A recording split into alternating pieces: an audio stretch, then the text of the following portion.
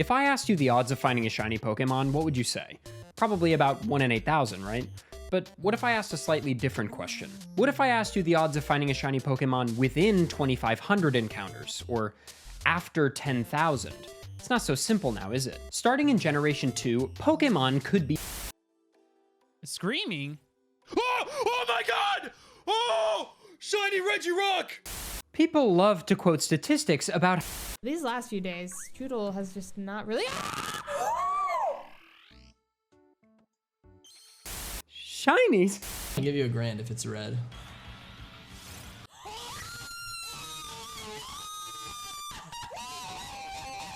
Just play the intro.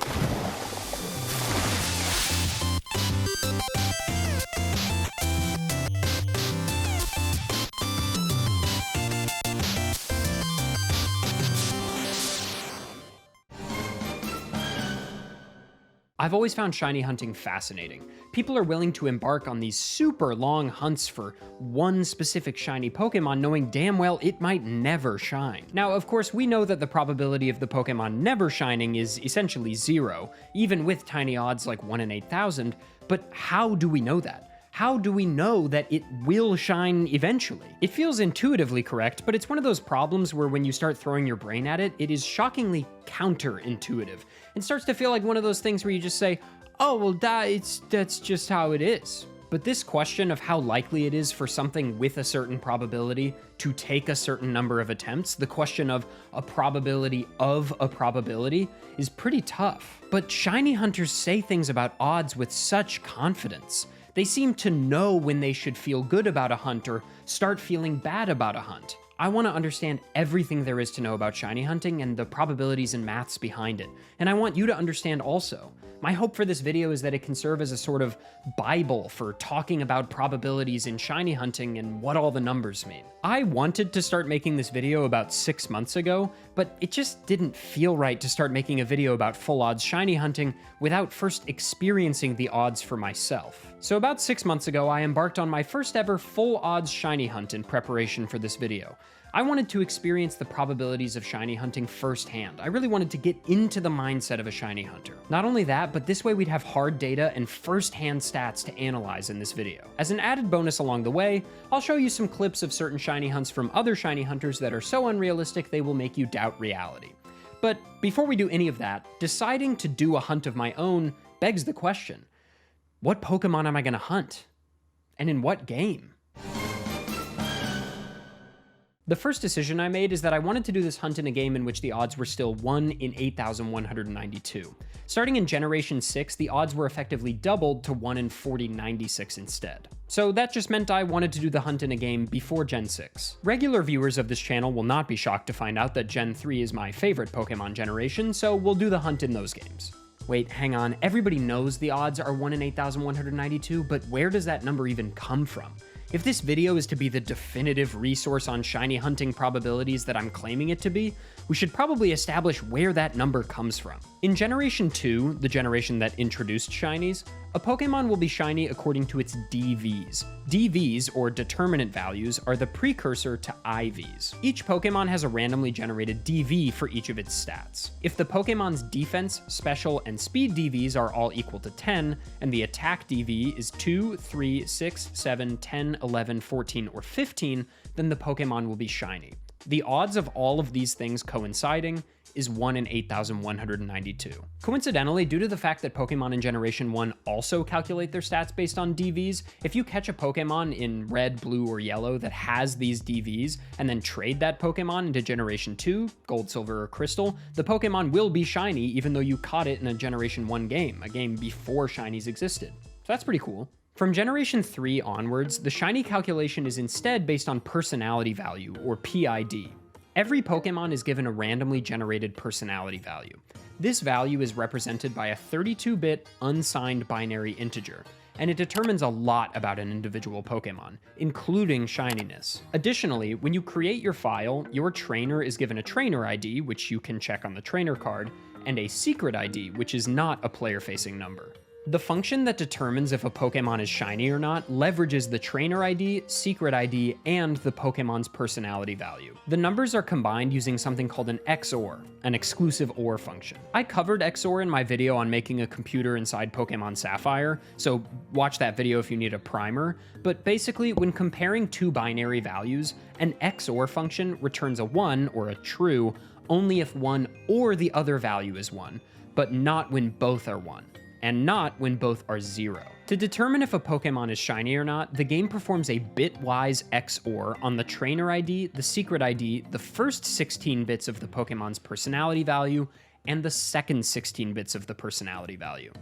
Bitwise means, rather than comparing the entire number all at once, the function lines the two numbers up and compares them bit by bit, literally, returning a new bit in the sum in each place. Once all four numbers have been XOR'd together, the result is a new 16-bit integer. If the value of that number is less than 8, that is a value of 0 through 7, then the Pokemon is shiny. For all other values, it isn't. A 16-bit integer has 65,536 possible values, meaning our 8 possible shiny values divided by that total number of possible values gives odds of 1 in 8,192 when simplified. From Generation 6 onwards, the same function is performed, but the Pokemon is shiny now if the value is less than 16 instead of 8. So that effectively doubles the chances of it being shiny, hence the new 1 in 4096 odds. Okay, now we know how a shiny Pokemon is generated in the first place, but the question still remains, who do I want to hunt?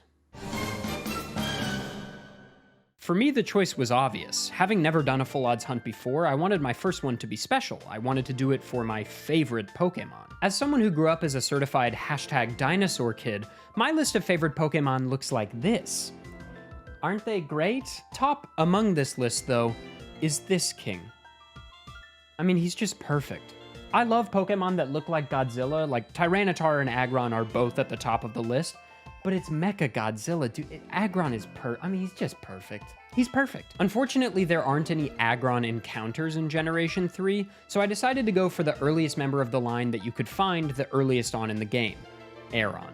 Now, the in-game mechanics I used to streamline this hunt changed a lot over the course of the hunt, but eventually I settled on this. I started the hunt in Ruby and Sapphire in February 2024, but I knew that Emerald would be best because out-of-battle abilities like Magnet Pull would start to work out of battle. I did the first 1,000 or so encounters solo hunting in Ruby, but eventually, Party Arlie and an IRL neighbor of mine each lent me a copy of Emerald. Now, this hunt is taking place in B2F of Granite Cave. Here's the encounter table for this area. I had a fainted Nose Pass in the lead of my party so that its ability, Magnet Pull, would increase the odds of generating a Steel type when possible. Tailo would be the Pokemon I'd send out to battle, as it's faster than any of the Pokemon in B2F of Granite Cave, so running away wouldn't be an issue. The Tailo was level 12 and I had a Repel active, so that way I would prevent any Pokemon level 11 or lower from appearing. The Repel trick plus level 12 Tailo would mean I could only generate Sableye or Aggron.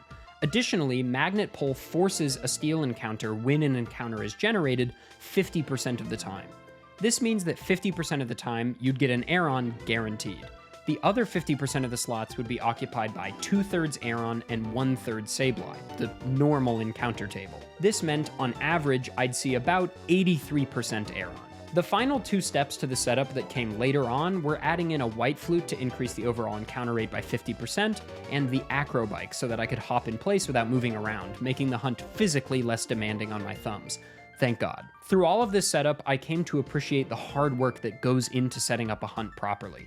You can always just run around in the grass and hope for the best, but a deep understanding of Pokemon's many interconnected mechanics are essential for shiny hunting, and it means you can make hunting far more favorable. With all the perfect pieces now in play, the hunt truly hit its stride. I streamed the vast majority of the encounters to my Twitch channel, but I also wound up eventually doing some offline hunting too. By the month of June, I had done 3,800 encounters on and off while working on other projects.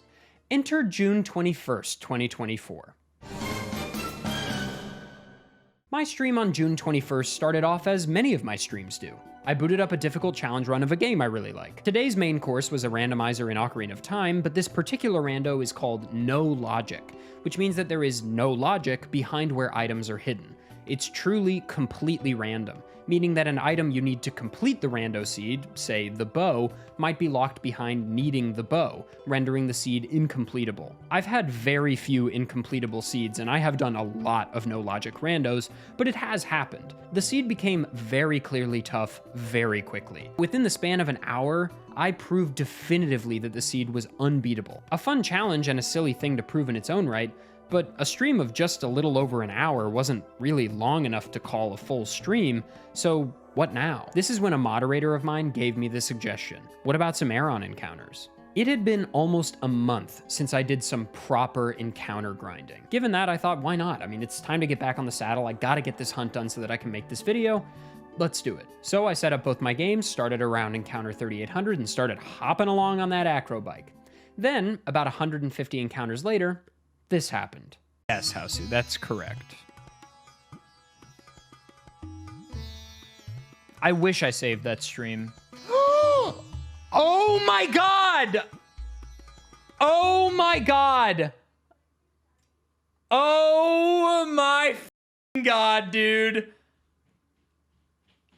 Oh my god! Let's go! No shot, Let's dude. go! No shot. 3,967. That's awesome. I like couldn't. Okay, let's turn that audio on. Oh, congrats. Hey, don't say anything yet. Let's go. You're just gonna use a cat. Alright. Oh my god. Yay. No, let's just throw great balls, dude.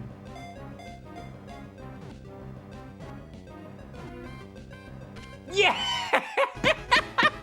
Yes, dude. Yes, dude. Yes. Save that game, baby. Oh my god, I can make the video. Holy, dude. After I found the Aggron and cut stream, I was riding a high for like 2 days.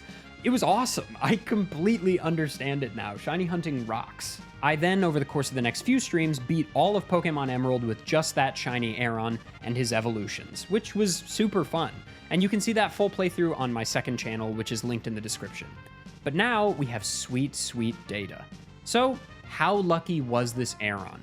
I was definitely way under odds, which was relatively unexpected, but is 3,967 encounters good? If so, how good? Here we go.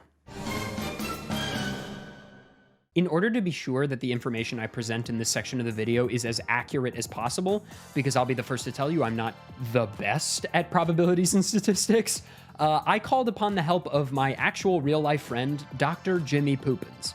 And if you've seen this video from Summoning Salt, yes, it's the same guy. Jimmy has an actual PhD in statistics and applied probability, so occasionally throughout this section, little notes will show up from Jimmy that look like this, and if it ever shows up, read it. It will be interesting, and truly, I cannot thank Jimmy enough. Thank you for helping me with this portion of the video and making sure I don't spew misinformation on the internet, because who would ever do that? Please don't do that. First things first, let's start with a die. Obviously, the probability of rolling any one side of a die is 1 in 6, or about 17%. Let's say I want to roll a 4. If I ask you the probability of rolling a 4, you'd say 1 in 6, and you'd be right. But how long on average should it take to roll a 4? Well, there's something called expected value, which is computed by taking the inverse of the probability. So if we take 1 over 6 and invert it, we get 6. That should feel pretty intuitive. The expected number of rolls to get a specific face on a die is 6. We could say the same thing about shiny hunting. On average, a hunt with odds of 1 in 8,192 should take 8,192 encounters. But what this expected value can do is lie to you about how likely it is to get the shiny on or before 8,192 encounters. Well, not lie so much as push you in the wrong direction. Just because on average it should take 8,192 encounters doesn't mean it's exceptionally likely to take that many. After all, every single encounter has the same odds as every other encounter to be the shiny one. They're all random and independent. Each roll of my six-sided die is independent of all the other rolls. No one roll can influence the next. And this act of testing the success or failure of something is called a Bernoulli trial. If you know the probability of something, say rolling a 4 on a six-sided die, then a Bernoulli trial is putting that probability to action. Succeeding, that is rolling a 4, has a probability of success p. In our case, 1 in 6. Failure has a probability 1 minus p, since 1 represents all possible outcomes. This is sometimes represented with a q. In our case, 1 minus p is 5 over 6, meaning failure in trying to roll a 4 is rolling any of the other 5 sides of the die. In essence, every time you encounter a wild Pokemon when shiny hunting, you're performing a Bernoulli trial. It's just, when compared to our 1 in 6 win condition with rolling a 4, the win condition for this shiny Bernoulli trial is 1 in 8,192. But how do we use Bernoulli trials to figure out how lucky or unlucky finding a shiny early or late is? Well, what if I want to know the probability of rolling a 4 within the first 6 rolls of my die? Or what about rolling a 4 after the first 6 rolls? Well, as you might expect, there are an infinite number of ways to roll a 4. You could succeed and roll a 4 in the first roll, or it might take 100 rolls, or 10 rolls, or 1,000,000. This act of trying to roll a 4 has a certain probability, 1 in 6, but when trying to measure the probability of it taking a certain number of attempts to roll a 4, the probabilities start to become cumulative. The farther you go without rolling a 4, the more unlikely the situation as a whole becomes when looked at in context of how long it's taken since the beginning. Each individual roll still has the odds of 1 in 6, but if it takes 6 rolls, that feels pretty likely, whereas taking 100 feels super unlikely. A plot of the probability of something compared to the number of attempts like this is called a distribution. There are lots of common types of distributions, but the main two we're going to focus on today are binomial and geometric. Hey, you still awake? Just checking in on you, because I know this section's got a lot of math, but if you're this far in the video, you probably like it anyway. And if you do like it, consider subscribing, okay? It's free, the button's right there, and I know YouTubers always say, oh, it helps more than you know, but it genuinely does, because bigger subscriber number equals better brain chemicals, and I need those good brain chemicals, so please do subscribe. Also, it'll help you not miss the next upload, which, as opposed to this one, ideally won't take 6 months to make. Please subscribe, this video was very hard to make. Okay, bye-bye, back to the math. I really want to laser in on these distributions because this is where people so frequently get it wrong when talking about shiny hunting probabilities. They analyze their results with the binomial distribution and use those numbers to justify how lucky or unlucky they might have been. The problem is that the binomial distribution does not apply here. The binomial distribution is made up of a fixed number of independent Bernoulli trials. When we don't know how many encounters it's going to take to find a shiny, we don't have a fixed number of trials. We have a theoretically infinite number. The binomial distribution is good for analyzing a situation like, if I roll a die 6 times, what's the probability of getting 1, 4, and 5 of anything else? I know I'm going to roll the die 6 times, so we have a fixed number of trials at the outset. The distribution obviously has quite a few different permutations of rolling 1, 4 out of the 6 possible rolls, as it can come on the first roll, or the second, or the third, and so on. So when we calculate the odds of something like this, we have to include a term in that calculation that accounts for the different possible variations. In shiny hunting, we don't care about that. We want one success as early as possible. There aren't different permutations. We just want to keep going until we succeed. Luckily, the geometric distribution computes just that. The geometric distribution is fairly intuitive to derive, at least in its most basic form. To find the probability that the nth encounter is the first successful one, that is, it's shiny, you just multiply the probability of one success by the probability of failure raised to the power of all of the unsuccessful attempts. So for rolling a die, the probability that the 6th roll is the first successful one for rolling a 4, we do 1 over 6 times 5 over 6 to the 5th power. That gives a result of about 7%. But shiny hunters aren't usually asking what the odds are of getting a shiny on an exact encounter. No, they want to know the probability of the shiny appearing by a certain encounter. Or the opposite question, how unlucky am I if I still haven't seen the shiny by encounter 10,000 or something? To ascertain the probability that you find a shiny on or before a certain encounter number, you do the same equation we just did, but perform a summation on that equation over n, from the first trial up to the desired number.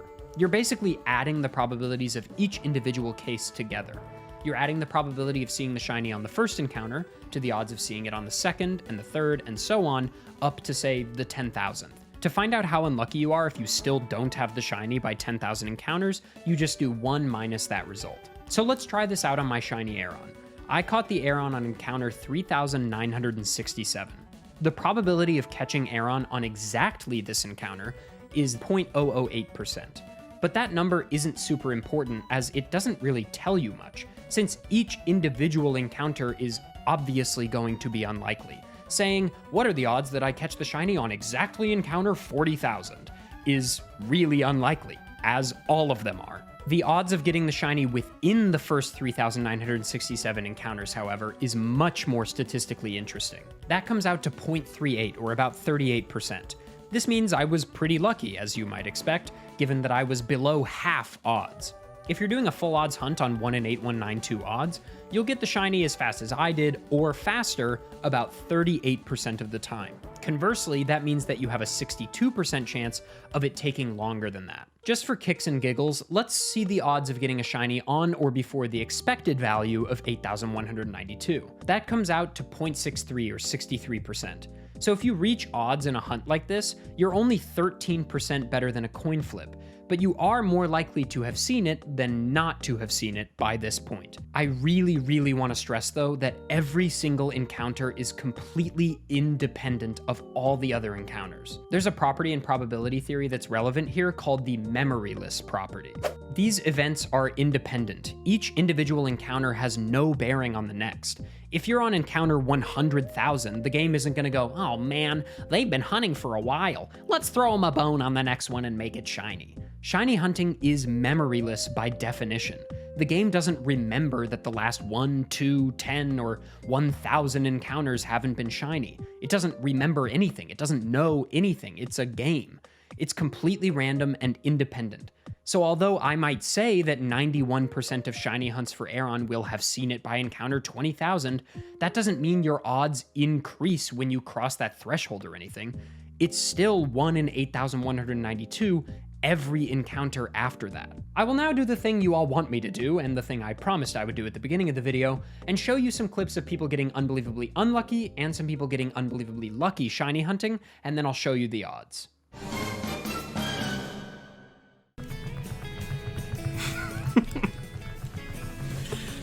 Don't consider it haunted, but it's a haunt in its own way, in a different light.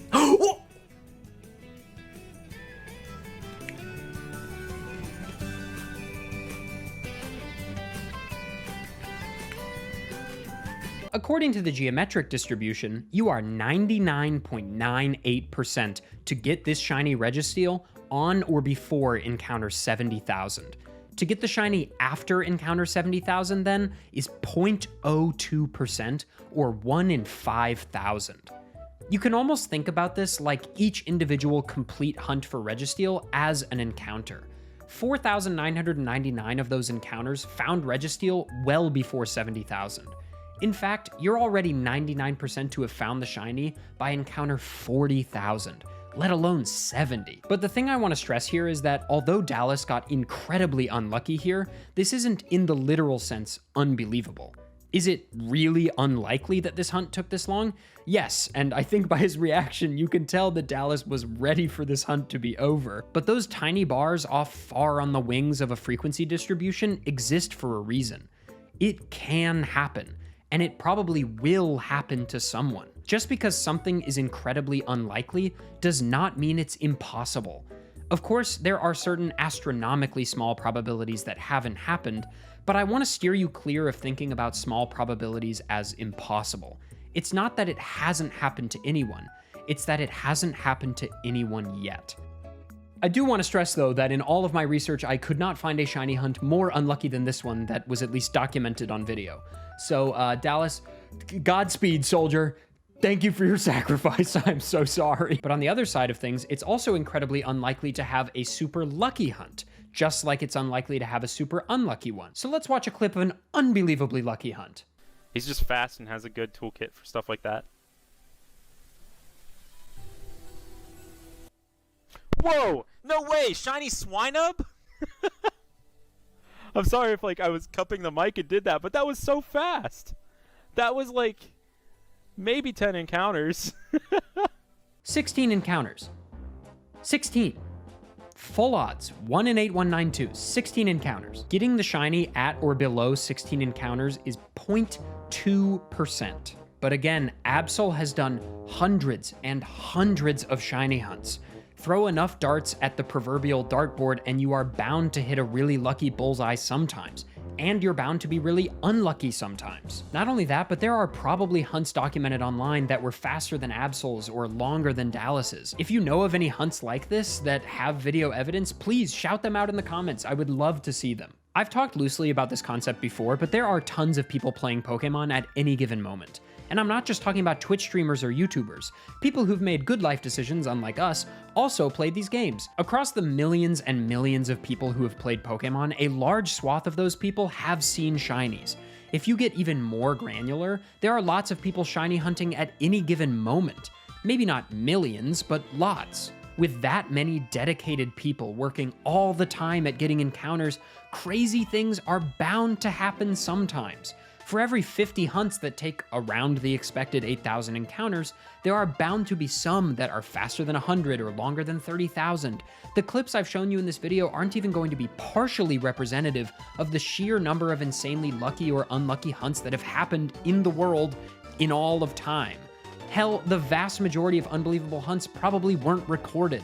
And they were probably done by hobbyists who don't have an online presence. There are probably tons of examples of people out there who got the shiny they wanted on their very first encounter of the hunt. I will say though, probably a bit less likely are hunts taking a really, really long time that we don't know about.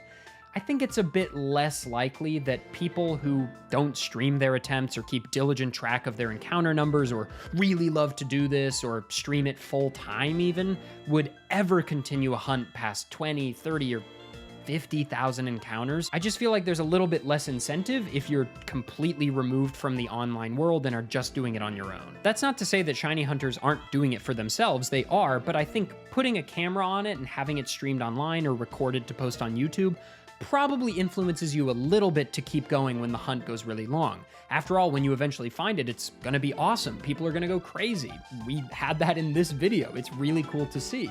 But I think if you're not posting it anywhere, I just doubt that you're gonna make it past 50,000 encounters. At least most people probably wouldn't. With that said, I think the longest hunts ever recorded are probably amongst the longest hunts ever performed. But even then, there might be some hunts we just don't know about that went on super long. Hell, there might be somebody right now who doesn't have an online presence that has been hunting Smeargle for just forever. They're on encounter 500,000, and the day they die, this hunt will pass to their child, and then their child after them. Their entire lineage just damned to remain in Artisan Cave for all of eternity until that damn tail is a different color. At the end of the day, math doesn't care who you are or that you're streaming or recording. Mathematics, probabilities, and entropy chug along as the unseen engines of our universe, completely apathetic to the fact that we exist. But every once in a while, we can throw ourselves at probability, just throw ourselves into the mix, into the cosmic ocean of uncertainty, completely beholden to luck, and let the current just take us on a journey and hope for the best. Shiny hunting is just that. When you hunt, it will shine eventually. There's no guarantee, but almost certainly. How long will it take? Well, that's the fun part.